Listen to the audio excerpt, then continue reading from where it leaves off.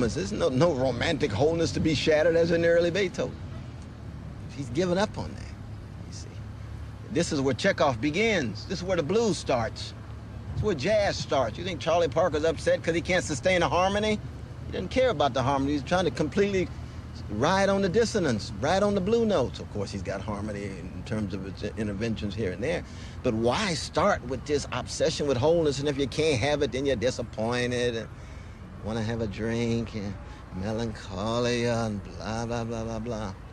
No, you see, the blues, my kind of blues, begins with catastrophe. It begins with the angel of history in Benjamin's thesis. You see, it begins with the pile of wreckage on one pile on another. That's the starting point. The blues is personal catastrophe lyrically expressed. And black people in America and in the modern world, given these vicious legacies of white supremacy, it is how do you generate an elegance of earned self-togetherness so that you have a stick-to-itness in the face of the catastrophic and the calamitous and the horrendous and the scandalous and the monstrous.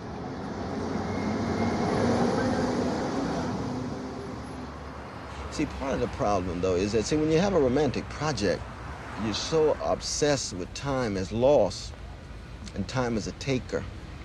Whereas as a Jacobian Christian, I want to stress as well time as a gift and time as a giver.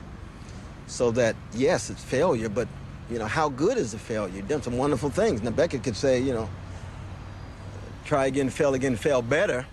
But why call it failure? I mean, why not say you have a sense of gratitude that you're able to do as much as you did? You're able to love as much and think as much and play as much. Why think you needed the whole thing? You see what I mean? This is even disturbing about America. And of course, America is a romantic project. It's Paradiso, City on the Hill, and all this other mess and lies and so on.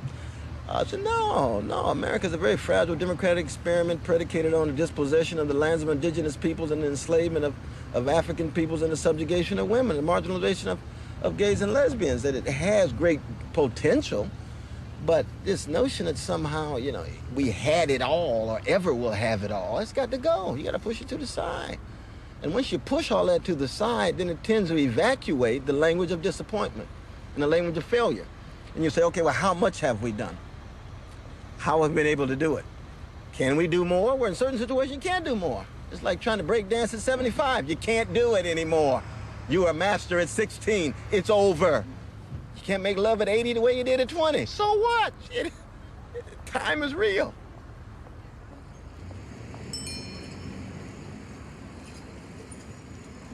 So one question that keeps coming up, or a phrase, is this idea of the meaningful life. Do you think it is philosophy's duty to speak on this?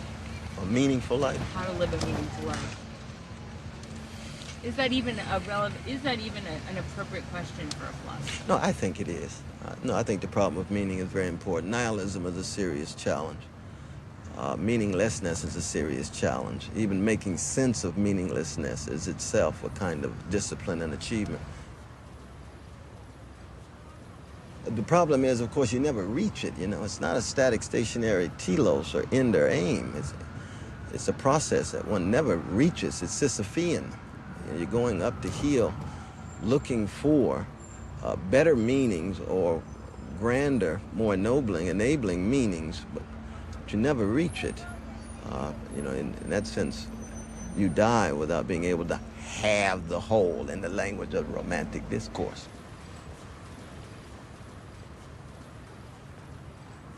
Let me just jump out here in the corner. How do you? Okay, you all. Thank you very much. Thanks so much. Thank you, sir. Take good care now. You too.